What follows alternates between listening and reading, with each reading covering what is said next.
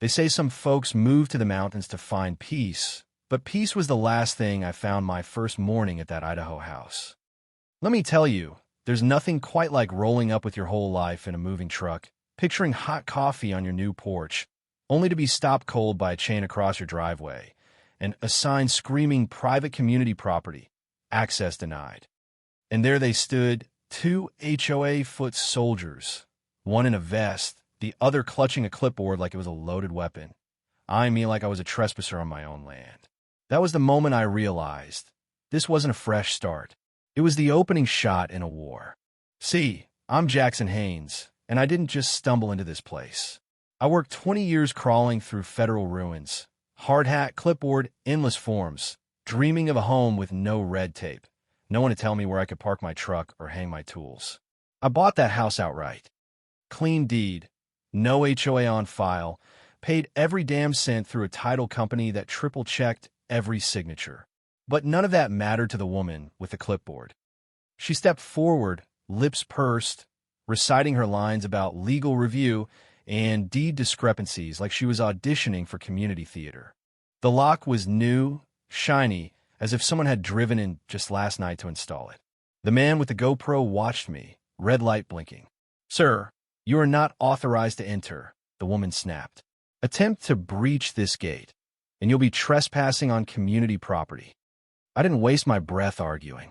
Just walked back to the truck, grabbed my bolt cutters, and snipped the lock in one clean stroke. Let the chain drop with a clatter that echoed off the pines. I waved the moving truck through, phone already dialing the sheriff. 15 minutes later, Deputy Ron Sears pulled up, solid guy, eyes squinting in a way that made the clipboard brigade shrink back. I laid out my paperwork, every notarized page, tax cert, and survey map. He nodded, flipping through the stack, lips tightening as he realized what I already knew. "This lot's clearly separate from Whispering Pines," he muttered, "and that's a county-certified signature." But before I could exhale, a black Lexus glided in, dust curling in its wake. Out stepped Karen Mott, HOA president, designer shades, and a smirk sharp enough to cut glass. She was everything you'd expect, blazer too crisp for mountain air, heels sinking in the gravel, voice pitched just high enough for the body cam. "Deputy," she declared, "I'm here to assert the association's claim. The parcel was acquired through foreclosure from a prior owner. Legal caveat, you understand." Ron stared her down, waiting for something real. But all she had was bluster and a donation agreement she swore gave her the right to fence me out. I handed Ron my file. He flipped to the parcel map, whistled low. "That signature's county certified. This is private property." Karen's jaw tightened. "We're updating the overlays," she shot back. "You'll hear from zoning soon." Ron just shook his head. "Until that day, you and your chain need to be off this land." Karen tried to glare me into the ground, but the spell was broken. They rolled up their chain, packed away the GoPro, and retreated. But in my gut, I knew this was just the first round. By Sunday, the phone rang. Rachel Becker, my attorney. "Jackson," she said, skipping hellos. "You're going to love this. HOA filed an emergency injunction. They claim your property was donated for the sum of $1. I choked on my coffee. $1. And she continued. The so-called donation was signed. No witness, no notary, and the signature is a dead ringer for an old tax form. It's a forgery. I could almost hear her grinning. "Get every document, email, video. We're filing a counter motion first thing tomorrow." That week turned into a flurry of digital detective work. I dug up everything. Wire transfers, inspection reports, emails with the seller talking about how much he hated HOAs, even a selfie of us on closing day, grinning with the deed. Monday, Rachel filed the motion to dismiss. The judge set an expedited hearing, but things kept getting stranger. Next, the HOA set up a literal tent at my front gate, monitoring the boundary with a rotating cast of clipboard commandos. One tried to claim it was disputed land. I filmed them, called the sheriff, and watched them pack up under Deputy Sears's not-so-patient stare. That night, Rachel sent over the forensic report, created on a Dell laptop registered to Karen, signature image from a scan tax form. Slam dunk. But if you think that stopped them, You don't know HOA types.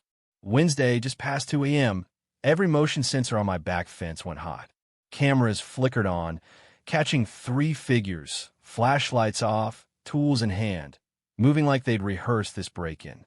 They made it halfway to the rear gate before I hit the siren and flooded the hillside with light. One dropped his tool and bolted. I stepped outside with the 12-gauge, not aiming, just letting them see. They ran, faces burned into the cloud footage. I called the sheriff, filed a report, and cataloged the evidence. That's how federal inspectors survive, document everything. By morning, a younger deputy showed up, nervous but sharp. He took statements, snapped photos, and promised to follow up. Within hours, one of the trespassers was ID'd. Raymond Forrester, husband of an HOA board member. When the news broke, Karen Mott went on local TV, painting herself the victim. "Our community is under siege," she said, all trembling voice and righteous outrage. "We don't feel safe. This man is aggressive, unstable. He chased off safety committee members with a gun." I sipped my coffee while rising. "Aggressive? Lady, I'm the one not shooting at trespassers." So I fought fire with facts. Uploaded every document, video, email. Edited a tight 2-minute clip. Break in, lights the flight through the trees. No threats, just the truth. By sunset, the video went viral. Reddit picked it up. The HOA's own members started grumbling online, asking why their dues were funding tactical break-ins. Even the sheriff called. Raymond Forrester had confessed, and suddenly Karen had more to worry about than her reputation. Then came the big day, court. I showed up with Rachel, who looked ready to cross-examine God himself. Karen came with her lawyer and 2 board members, all paper and panic. The judge, Molina, was no one's fool. Karen's lawyer tried to spin unbroken cultural stewardship and functional association. Molina blinked. Functional association is not title law. Rachel stood, cool as steel, presenting the forensic report, the video, the seller's affidavit. "Your Honor, the deed was forged, the signature lifted from tax form. My client's documents are clean. The HOA's claim is fraudulent." The judge didn't need long.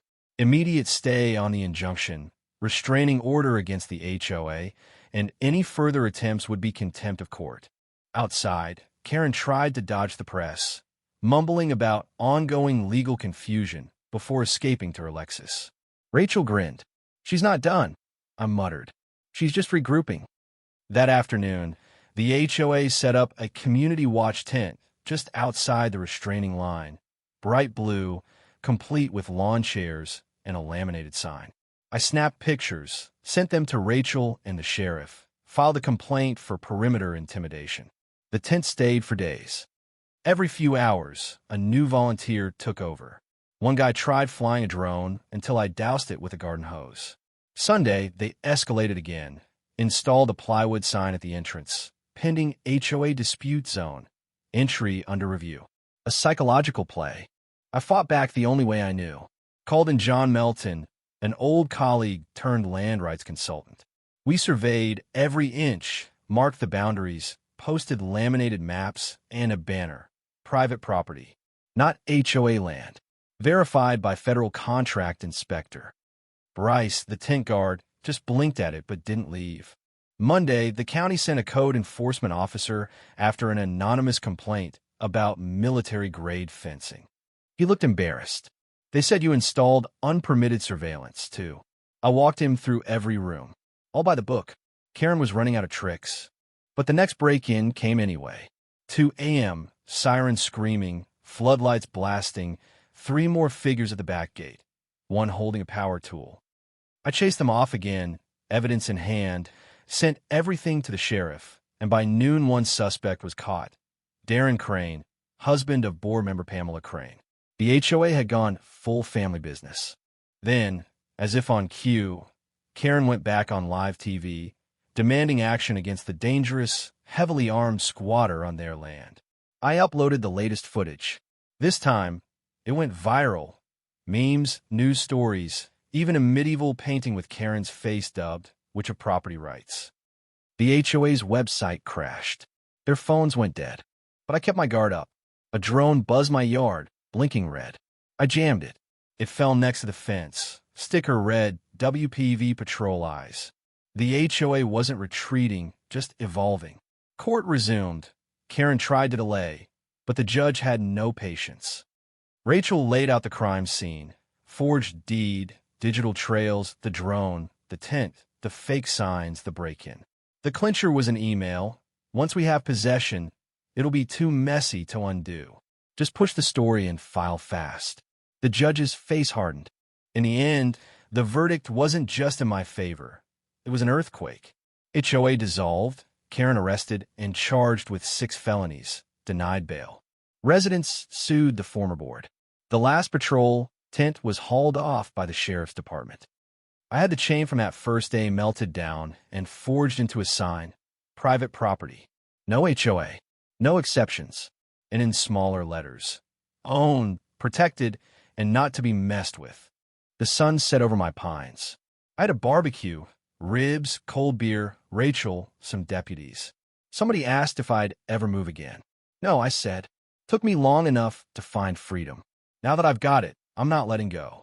As dusk settled in and the air finally felt clean, I stood there listening. No patrols, no fake signs, no HOA clowns with clipboards. Just quiet. Exactly what I paid for. But here's the thing. Freedom's not cheap, and it's never handed over without a fight. Sometimes the law works. Sometimes you need to make enough noise that nobody can ignore the truth. I learned the hard way that power attracts people who'll do anything to keep it, even bend the law, even lie to your face with a smile. But if you stand your ground, document everything, and refuse to back down, justice has a way of catching up. So let me ask you, where do you draw the line? When does community become control? When does power go too far? Drop your thoughts below, or better yet, tell me your own story of standing up for what's right. I want to hear how you fought back, or maybe how you wish you had.